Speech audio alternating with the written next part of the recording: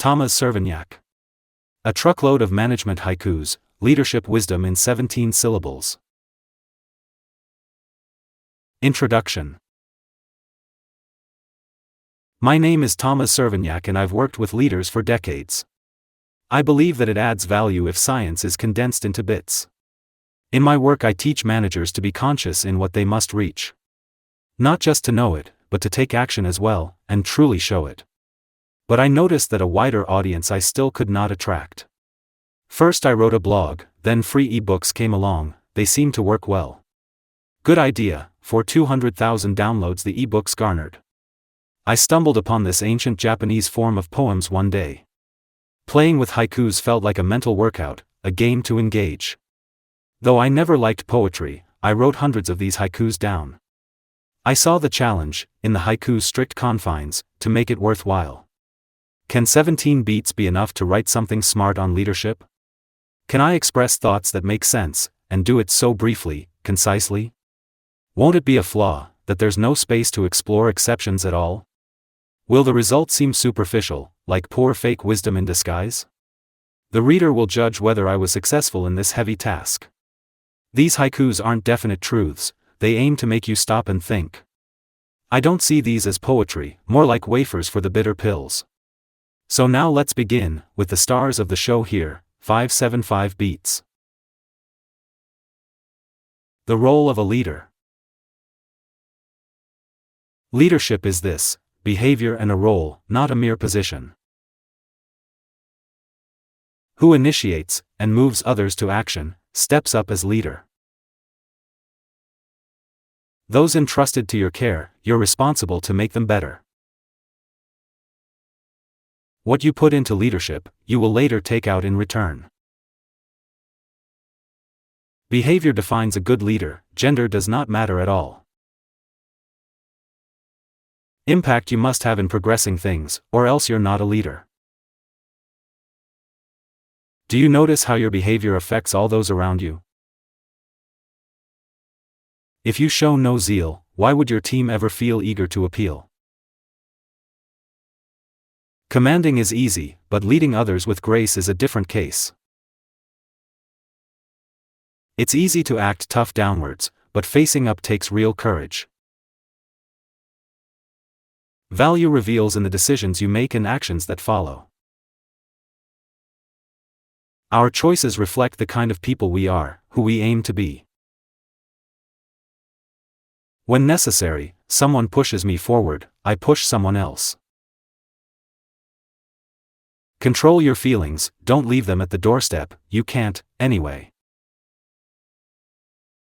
Between the two of you, the one who masters self is the more mature. If you want your team to catch on, you must first show what it is you mean. The example set speaks louder than any words that you might offer. Don't serve as a bad example for them to learn what not to become. It's not yourself to take seriously, but you should take what you do. Trust. Trust is built when you keep the promises you made to others today. Integrity and fairness eventually return back to you. If you expect them to act on their own, you must give them freedom too. Don't hover over those who are capable of doing things alone. You must give them space so they can truly feel that you trust them with grace. When there's no room to move, learned helplessness sets in, they feel trapped within. Wherever you can, involve the stakeholders in the decisions made. Trust is awakened when we speak with respect of those who are absent. If your colleagues and bosses are all fools to you, it's suspicious too. If you treat them like sheep, then they will see you as a monkey in trade. You rarely hear from the best about looking down on others around. Don't gossip about people, instead, talk about topics that matter. When a pro is asked about a competitor, they speak with respect. Performance. If you don't state where you're steering your ship towards, you're not leading it. Where focus is placed, there you'll likely see the most progress made in haste. In order to take responsibility, clear boundaries you need. If they don't feel the priorities, then you must help them to see clear. A goal that they set for themselves will be far more motivating, bro. When the goal is tough, set the next step as the goal, and move on from there. Are expectations clear? Is your feedback always consistent and fair? A vague goal has the same value as one that is unrealistic. Setting a goal is not enough, you must also follow up progress. If it's not working, my question is, how many times have you tried it? If something's not right, speak up as soon as you can. Don't let it fester. Don't let a week pass without praising those who have truly deserved it. If they feel that you value them, they will strive to prove you right in turn. When you see in them more than they see in themselves, you lift them higher. Discussing results is more useful than grading performance itself. Measuring results only by work hours is not the wisest of moves. Sorry, but it's not the Gaussian curve that splits performance as such. If they keep failing in something, perhaps they're just not ready for it. You'll help a lot if you remove the obstacles that block their progress. Volume isn't key, consistency, clarity are what you should seek. Thinking is quite tough, but that doesn't mean you can't expect them to think. Many things are best tested in small trials first, so run a pilot. 1 step a week adds up to 52 in the course of a whole year. Sometimes all it takes is for you to go back and give them a slight push. Attention, a good idea or a question, and you push them through. It's not the more skilled who moves forward, but the one that persists through it. A complex model is useless if no one will ever use it well. Performance and growth are the footprints you will leave, this is how you serve. Leadership communication. A leader's Swiss knife is the conversation, it serves in every strife. 2 ears, 1 mouth, they were not given by mistake, use accordingly. Start with listening, and you'll find that after that, they listen to you. There's no confusion if you summarize what you've understood so far. Who tries to focus on 2 things at once, in fact, focuses on none. Asking questions that might seem dumb is better than staying dumb yourself. Observation, fact, feeling, data are worth more than an opinion. Your feedback should be specific and descriptive, not just judgmental. Honesty is not the same as bluntness, it is a much finer art. Confront quickly when needed. If you let it pile, you'll overdo it. If you start off with a gut punch, what reaction do you expect then? You must tell them what is wrong, but you don't need to kick them when they're down. When someone stumbles, they need encouragement more than a reprimand. If you scold for faults, they'll hide them instead of learn how to correct them. If they get scolded for mistakes, they'll avoid risk, not learn to grow tall. You don't always need to offer the solution, ask good questions first. They can start to move toward a solution if you listen to them. You know you asked a good question when the answer is, that's a good one. When they come to you with a problem, ask them first, what do you suggest? If it's up to you to decide, just do it, don't turn into a coach. You'll know when advice isn't unsolicited when they actually ask. It's rare that you have impact by just saying it only once to them. If you messed it up, better to admit it and just apologize. Between stimulus and response lies the freedom of choice, remember. Don't enunciate. Instead, explain how you have arrived at your stance. Rather than refute, try to supplement what you heard by adding more. Though you believe that it's self-evident to you, it won't be to them. Motivation.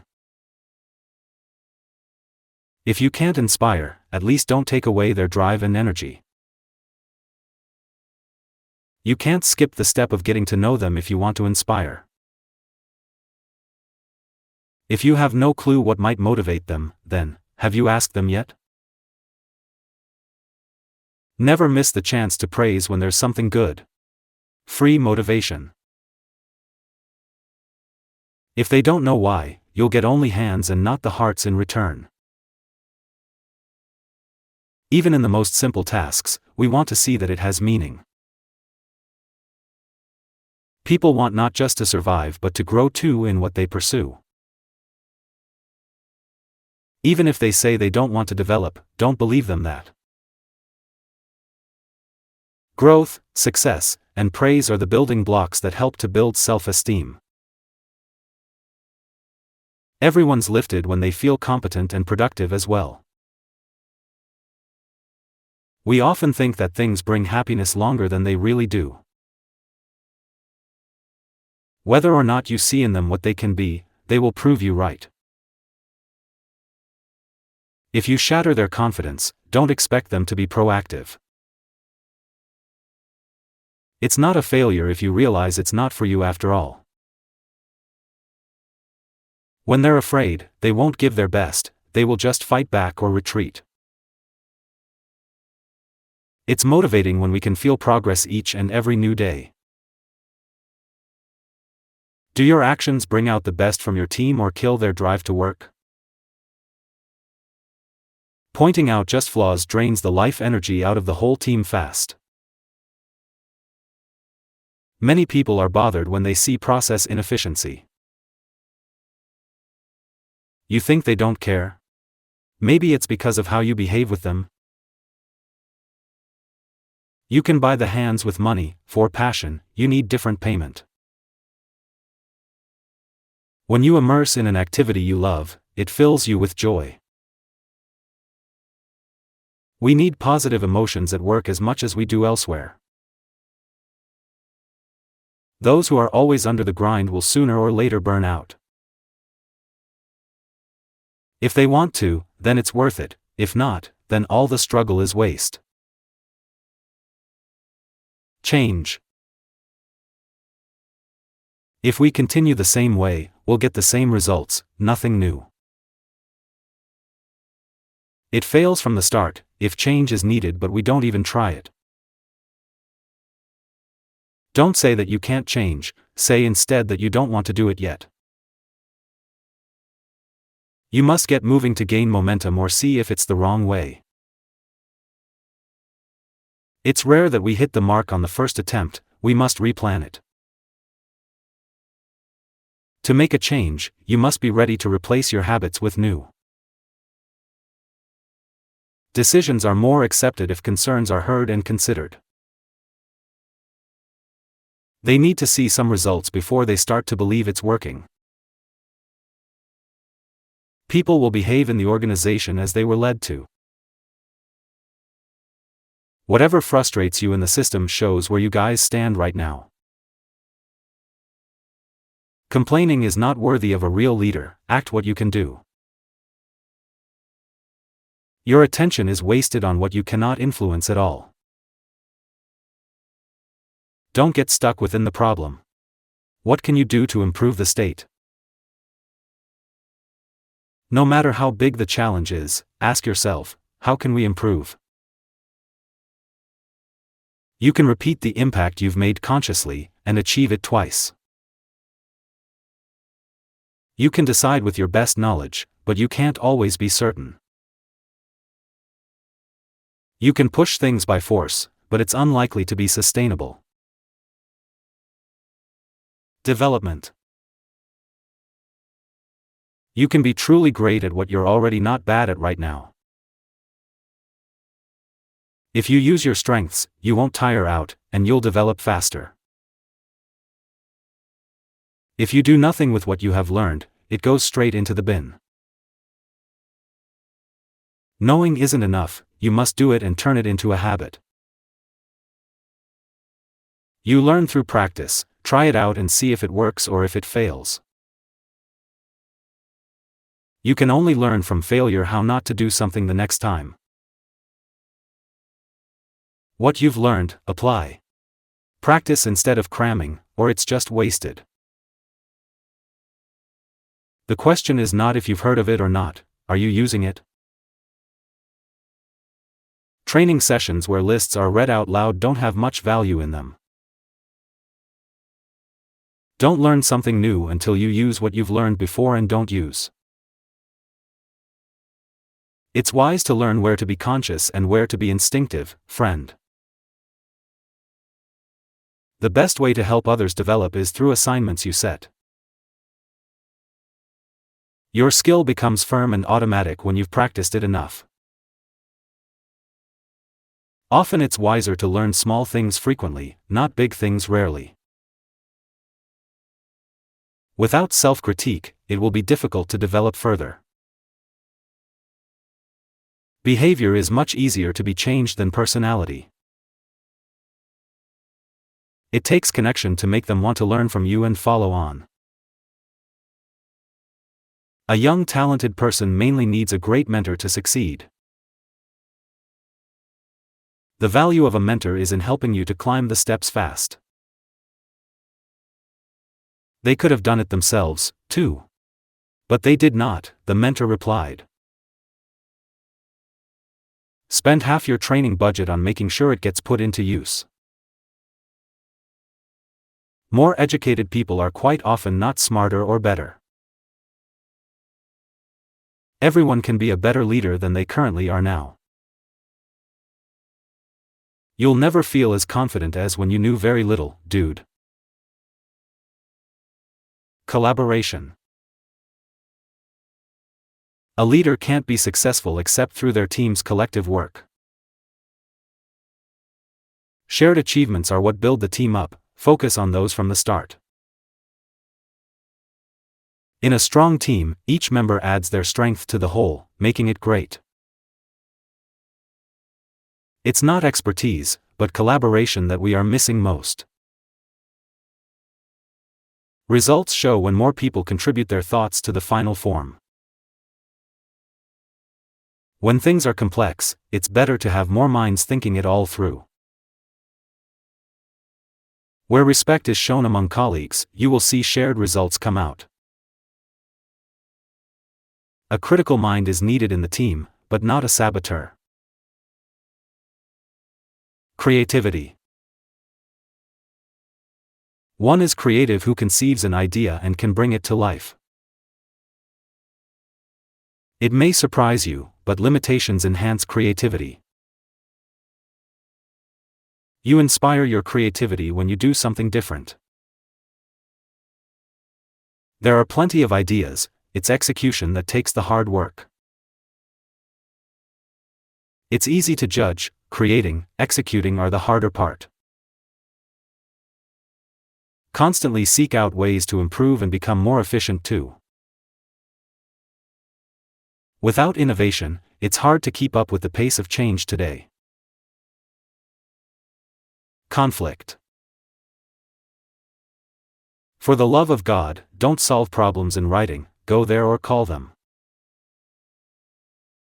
Kill the email chain.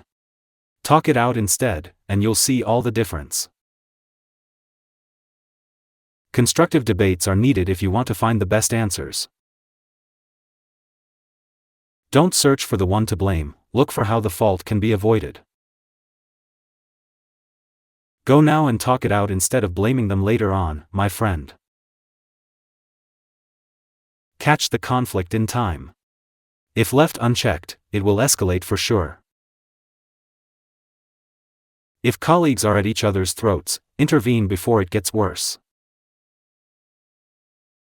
Aggression, whether direct or passive, just breeds more of the same kind. One who's assertive advocates their interests, but doesn't hurt others. It's better to say no right away than regret saying yes later. You can say no and offer another option instead, if you can. A good way to say no is to ask the person for alternatives.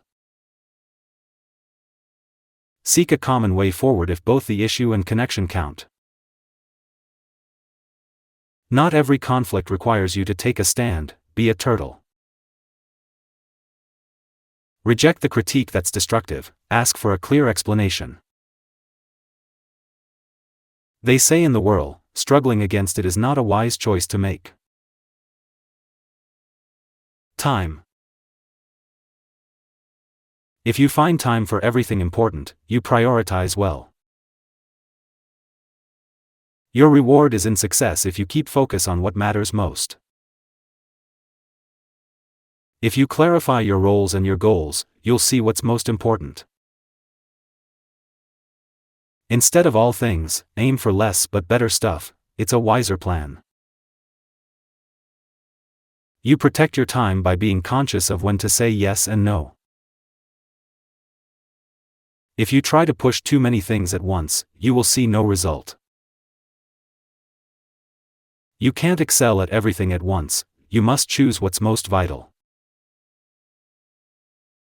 We stumble even when we know what's important, more so when we don't. You should start your day with tasks that are important but not urgent yet. Don't let your whole day be crammed with meetings alone, leave room for focus. Multitasking is an illusion, do one thing at a time, instead. You can block your own time in your calendar to focus on what's key. If you feel like you are procrastinating, just take one step forward. Write down your tasks so you don't waste brain power for remembering them. Your phone is like a Tamagotchi, you feed it with your attention. Are you a puppet of your messages, or is it you in control? Decide when to check your messages, not the damn beeping of the phone. You don't need to be available 24 hours every day. You don't even see how many hours you waste on the internet now.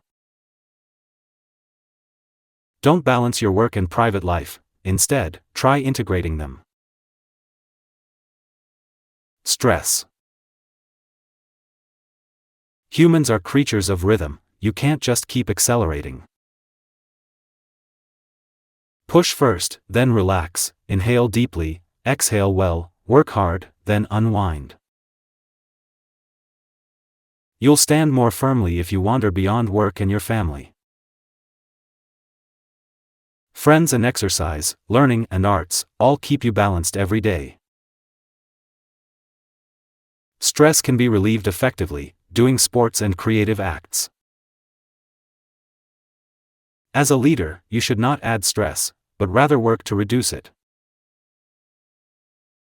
Problems will arise, but adding extra stress is not necessary.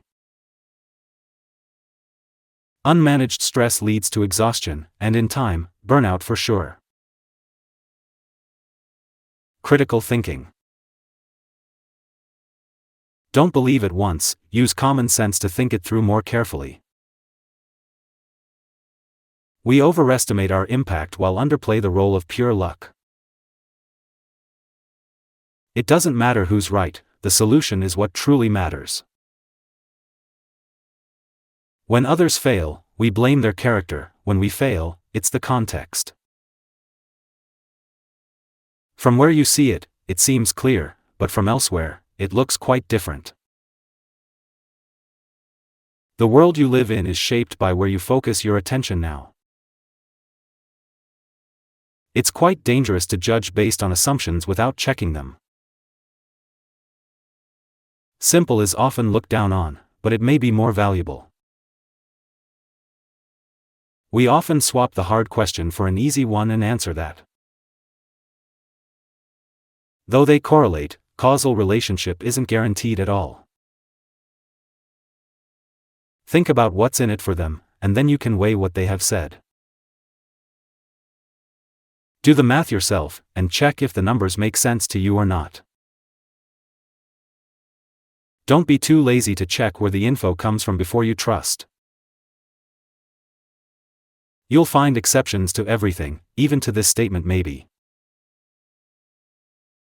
Digestive. I wondered when this collection would be ready for publication. Then I realized, you can stop, but you can't say it's truly finished. I organized all that's been done so far into several topics. Then I committed the greatest sin against these haikus, I admit. When I wrote the start and the end of this book in this same haiku style. Forgive me for that, and I hope the Japanese do too, if they will. If any haiku spoke to you, then I did not write them all in vain. But truly, it's worth it only if they led you to take action, too. About the author.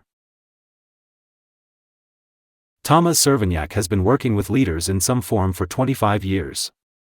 Together with his colleagues at Act 2 Manage, they have guided over 150 groups through their 6-month deliberate leadership program at Hungarian and international production companies, IT and commercial firms, financial service providers, the SSC sector, and Big Four consulting firms. He was a member of the Hungarian chapter of the International Coach Federation's board for 3 years and served as the president of the organization in 2012. Since 2010, he has been the author of the Conscious Leadership blog and 5 ebooks on leadership and teaching. Previously, he was a member of the KPMG Academy's teaching team and a managing partner at DBM Hungary. In early 2021, he founded an exciting challenge to see if he could squeeze meaningful leadership thoughts into 3 lines, specifically 5 syllables. He posted his first 100 attempts on LinkedIn, 1 on each working day for half a year. This collection is the result of the encouragement he received there. He has no aspirations to become a renowned poet, now or later. The focus in writing these haikus was more on the message and the concise expression that meets the strict formal requirements. If some of them have a good rhythm, that's just the icing on the cake. In 2024, the English edition of this collection was published to reach a wider audience.